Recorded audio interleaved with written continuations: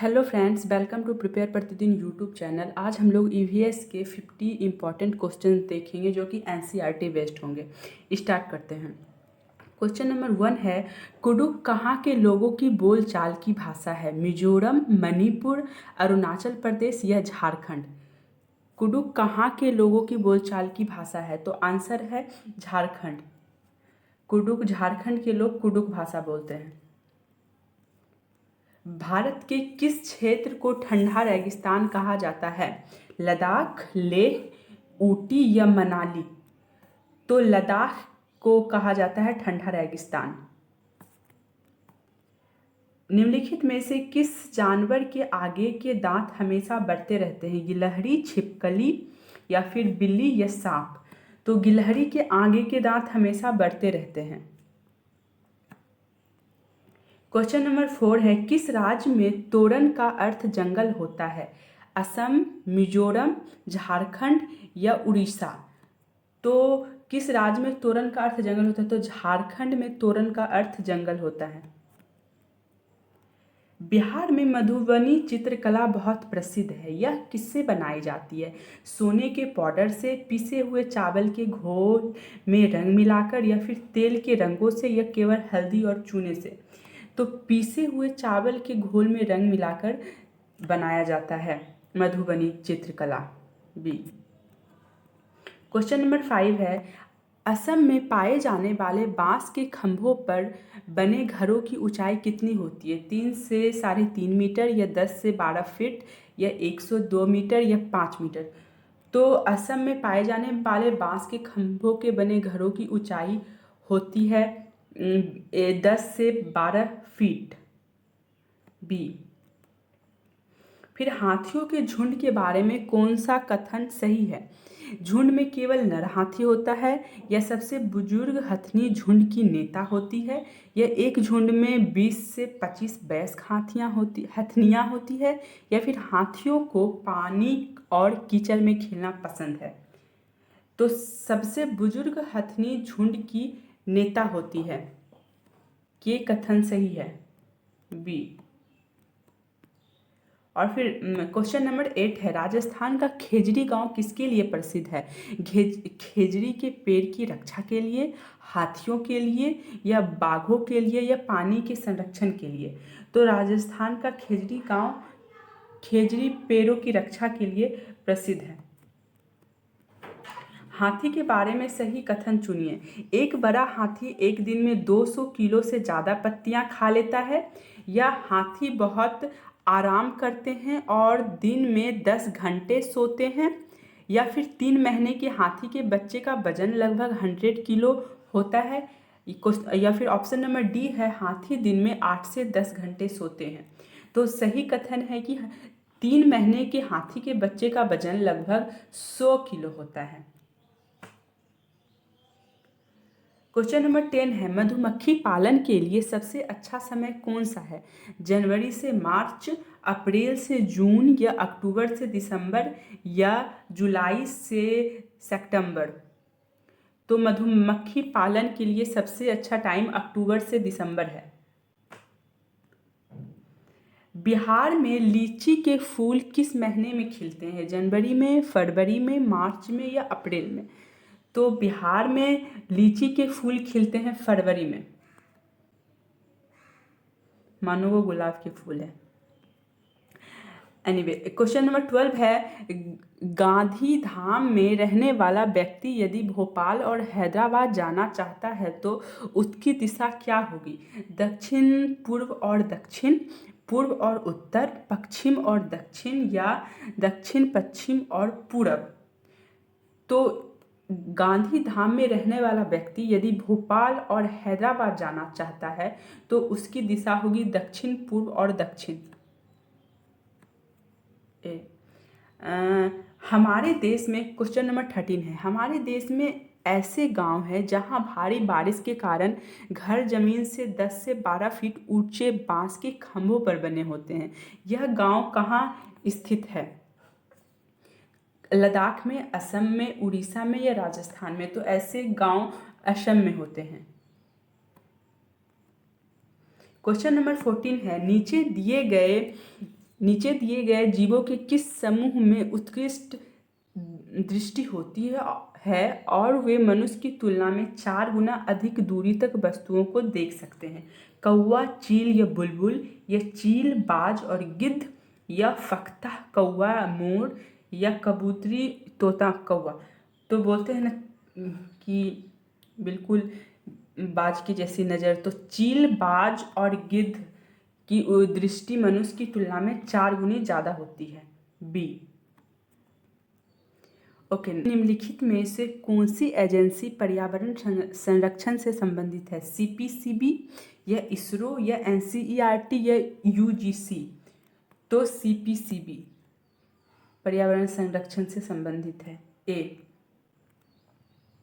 या फिर question number 16 है, एनसीईएफ 2005 के अनुसार प्राथमिक स्तर पर ईवीएस का उद्देश्य क्या है? विषय के मूल सिद्धांत को याद करना, कक्षा के ज्ञान को विद्यालय के बाहर के जीवन से जोड़ना, या उच्च शिक्षा के लिए तैयार करना, या केवल पर्यावरण की परिभाषाएं रटाना? तो प्राथमिक स्तर पर ईवीएस का उद्देश्य है कक्षा के ज्ञान को बाहर के जीवन से जोड़ना। क्वेश्चन नंबर 17 है, प्राथमिक स्तर पर पर्यावरण अध्ययन को एक एकीकृत विषय के रूप में पढ़ाया जाता है।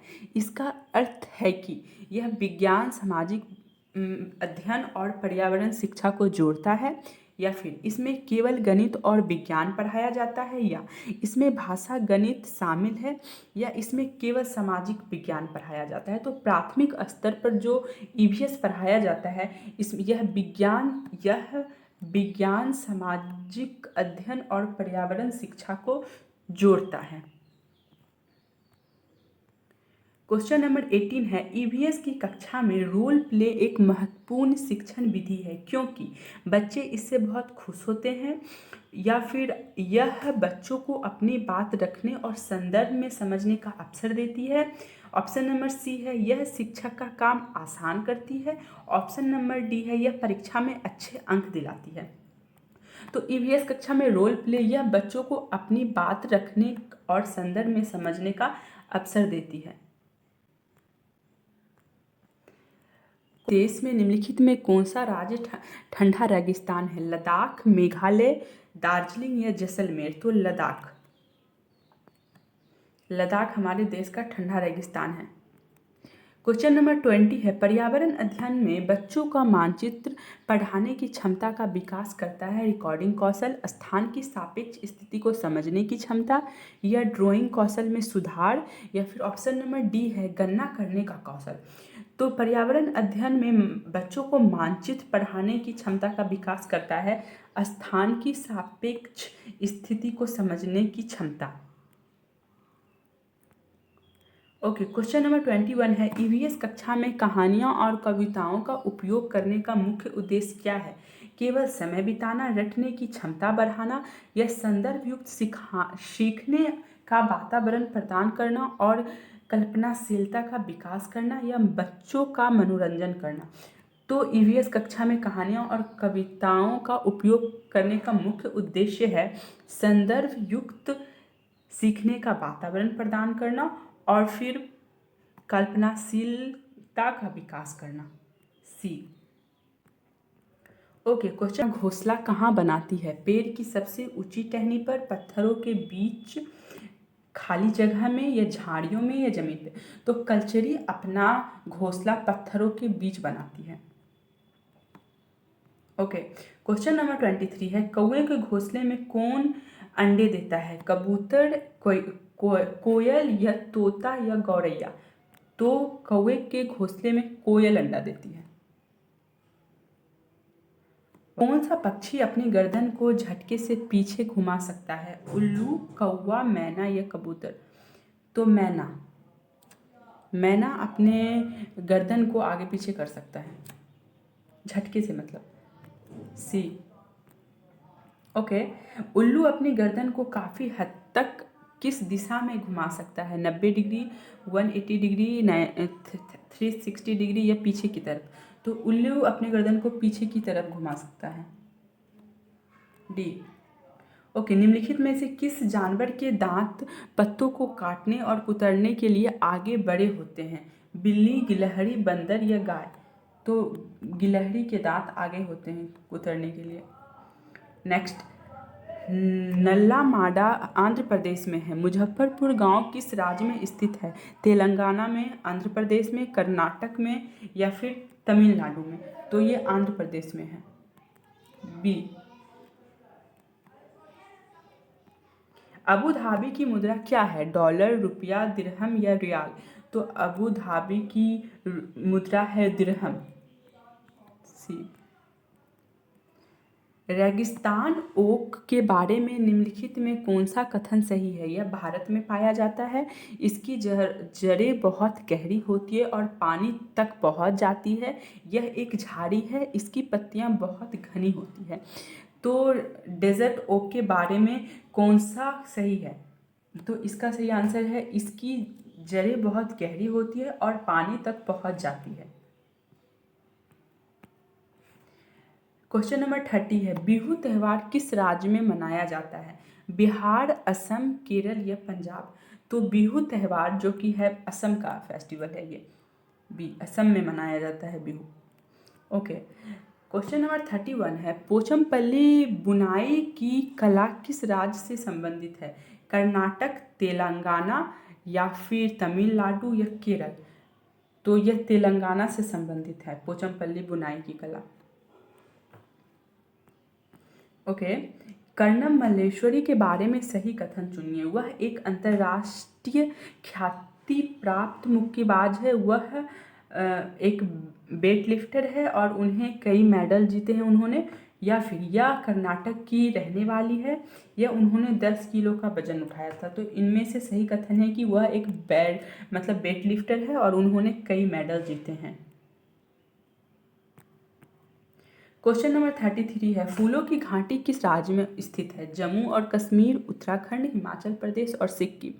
तो जो फूलों की घाटी है वो उत्तराखंड में स्थित है, फूलों की घाटी उत्तराखंड में, बी। ओके, क्वेश्चन नंबर 34 है, उत्तर प्रदेश का कौन सा जिला इत्र के लिए प्रसिद्ध है? लखनऊ, कन्नौज, मेरठ या अलीगढ़? तो उत्तर प्रदेश का कन्नौज जिला इत्र के लिए फेमस है। सोहन गांव कहाँ स्थित है? हरियाणा में, पंजाब में, राजस्थान में या फिर गुजरात में? तो सोहन गांव कहाँ स्थित है? सोहन गांव हरियाणा में स्थित है, ए।